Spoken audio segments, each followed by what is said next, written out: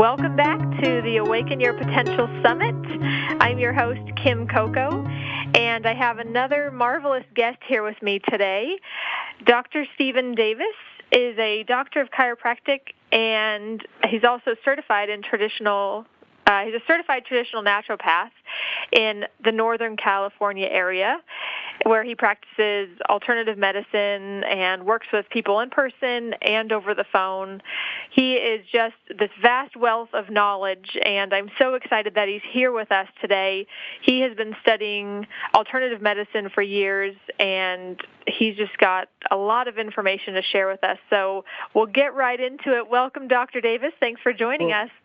Well, thank you, Kim. Appreciate the opportunity to share and hope that this will be insightful and stimulating for those that are listening.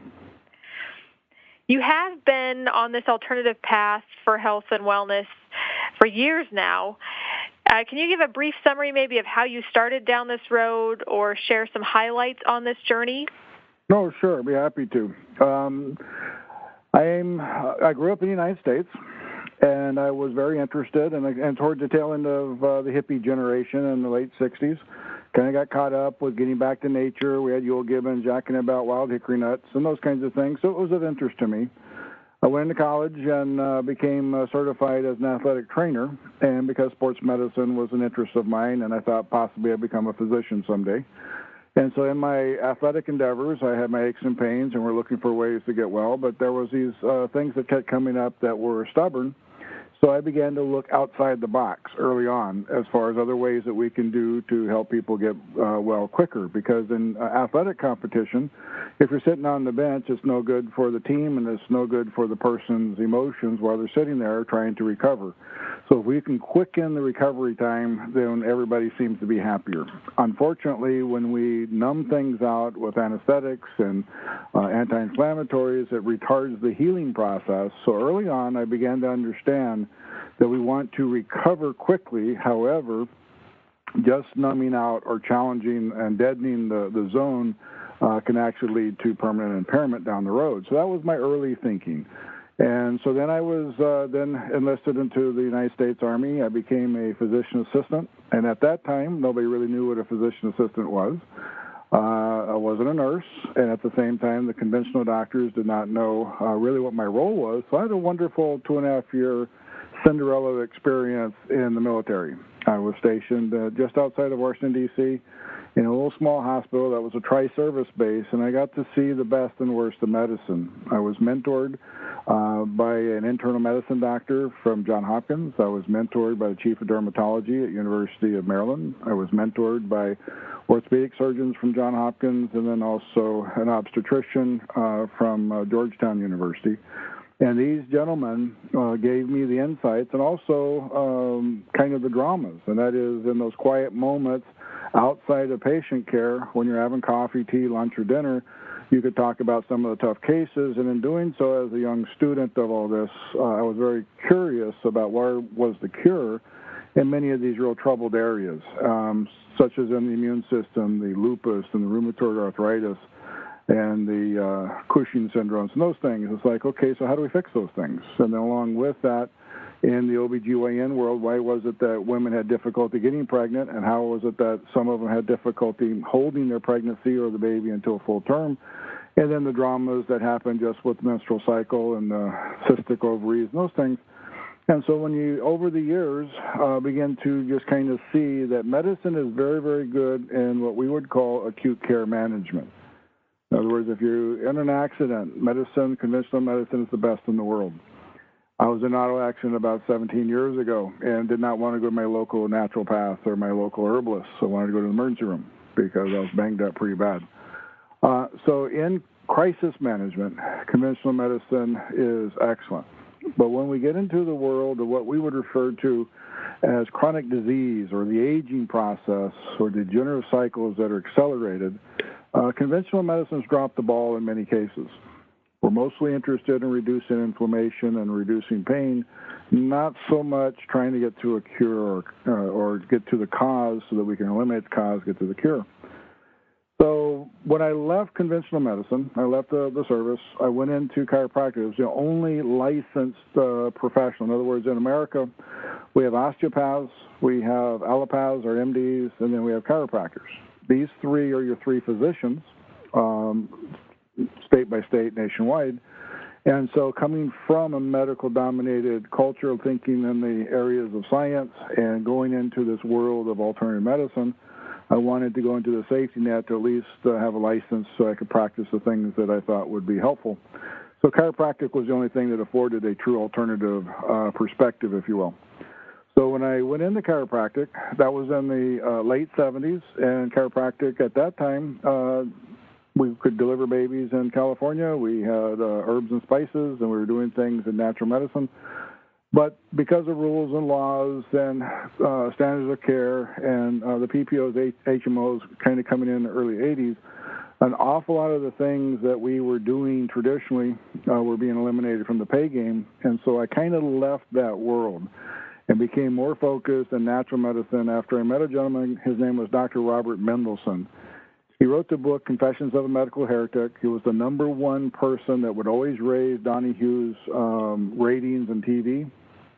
And every time he came, he'd stir up the pot and get everybody talking about health and pediatricians and immunizations and antibiotics and surgeries and x-rays. And he kept the pot stirred up. Matter of fact, in his later years of his practice, he actually was called the conscience of medicine, which I thought was interesting.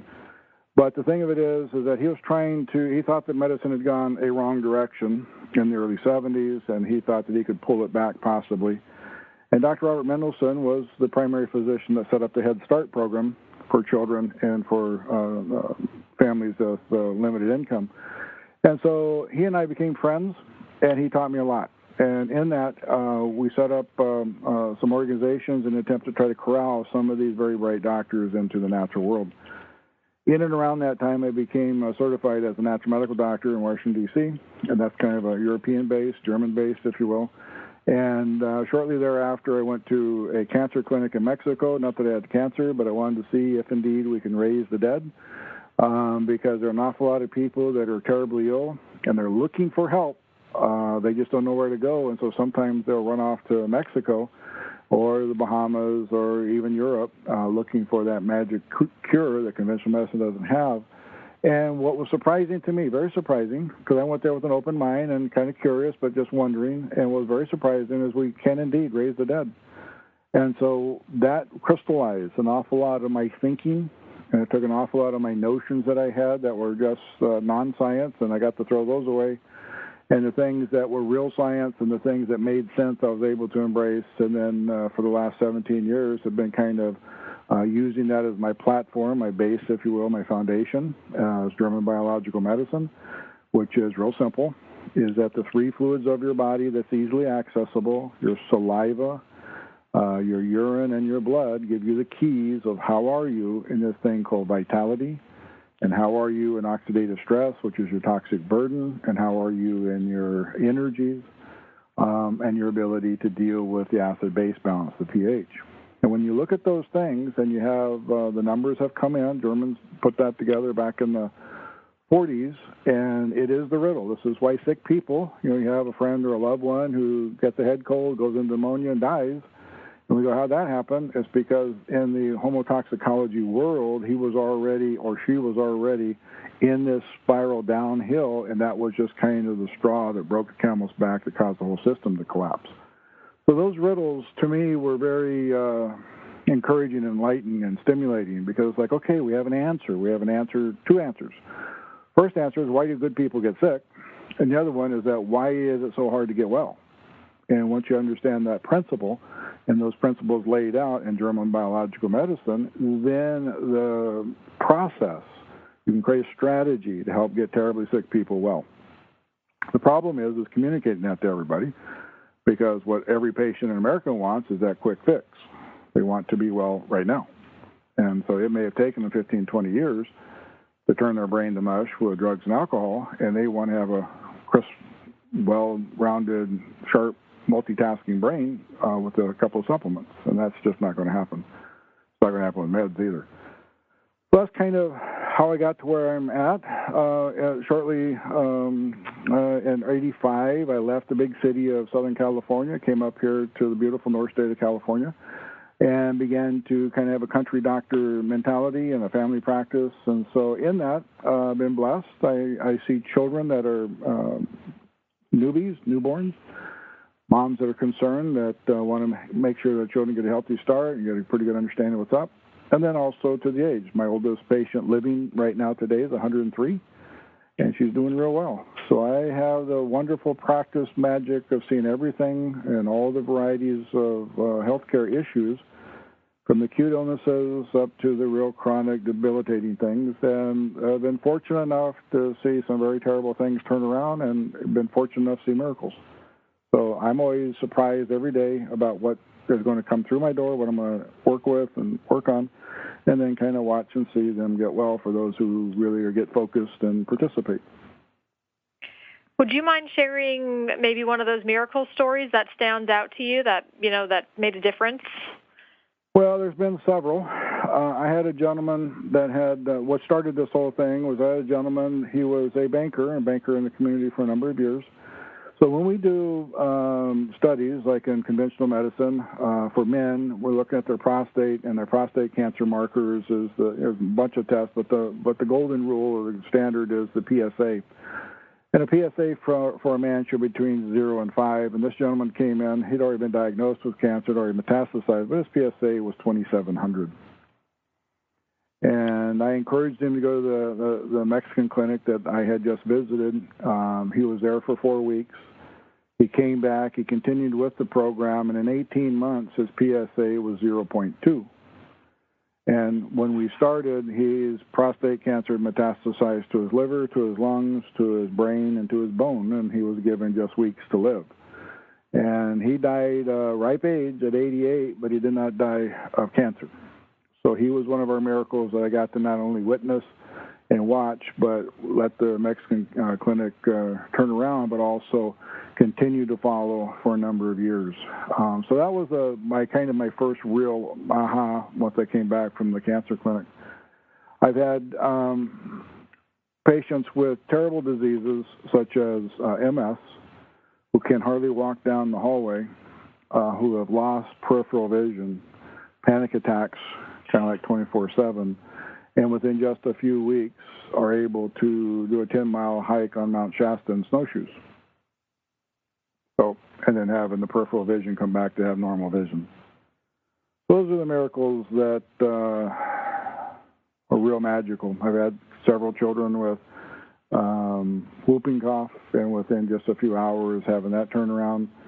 Have children with a little gal that had meningitis, and she was on antibiotics and actually was in the hospital. And within a short period of time, with grandma doing what I told her to do, is that the baby normalized and came home. And probably one of the biggest, more spectacular ones personal to us is my mother-in-law, as she was a chronic smoker for 40 years, and 4 or 5 packs of cigarette a day was not uncommon. And she has developed, when you turn your lungs into chimneys, what happens is that the lungs get burned up. So she had emphysema. But about 4 years ago, she had developed pneumonia. The pneumonia was MRSA, so she was yellow taped off in the hospital and told that she was going to die. And what happened is that I got in the middle of it, and we were able to bring her back to health. And in doing so, we encouraged her to move over here in our community. And she's doing well. But it was cute. When I brought her from Nevada to California, I had to get her reprofiled in with a conventional doctor because I do not have hospital privileges here in California. And so I needed somebody that would assist us if we got into that trouble again to actually admit him so that I could be close to her care. And so in doing so, when I was sharing her story with the internal medicine doctor and told him that she is a survivor of lung pneumonia MRSA, he kind of looked over his glasses with a kind of furrowed brow and said, that's impossible. And I said, well, we'll give you the hospital records. And as he thumbed through the hospital records, he looked up again over his glasses and said, she had a miracle. And I said, yes, sir, she did. That's great. Through all of these stories that you shared, it sounds like you're not only helping to facilitate the healing process, but you promote a lot of patient empowerment. What role does the individual play in the healing process? Well, basically, they are a major part. They're a major player, and all doctors know this. I have an axiom that I use just to help patients try to understand, because in Western medicine, we've done a very good job of taking all the parts apart. We know a whole lot about the heart. We know a whole lot about the thyroid. We know a whole lot about, different organ systems. And patients get pretty familiar because with the internet, lots of information is available. What I find is they don't know how to put the pieces together. It's kind of like in the spiritual realm. We've got a lot of people who like to study their Bible, but they don't really understand the big picture or how to hang everything. And they're not exactly who came first, David or Moses, and on it goes. So the issue in healthcare is that what I find in this Western thinking mind is that we have lots of information, we just don't know how to process it, and we don't know where it really fits. So I teach our patients that we are spiritual bodies held in dirt clods. So we're spiritual first. And then what happens, that's an energy body. And then in that is that we have our mind, and our mind is not in your brain. Your mind is your beliefs, and it's also what you hold on to dearly based upon how life has treated you, good, bad, or ugly. And then what you have is your emotions. Your emotions is your barometer, if you will, or your meter or your thermometer that actually gives you kind of a window on what's really going on in the mind and also in your spiritual body. And then there's this phenomena of physics. Now, when we're on a college campus, we have the liberal arts department and the English department and the physical ed department, but we also have the math department, and we have the biology department, and we have the physics department. And unfortunately, the physics department and the biology department don't really talk to each other. And so we have an energy body, and we also have biology. So every doctor, dentist, Indian chief, nurse, wannabe in the healthcare arena world, grandma, grandpa, cousin, friend, knows something about biology. But they really don't know much at all about the energy, like where does it come from, what is it? You cannot create it, and you can't destroy it.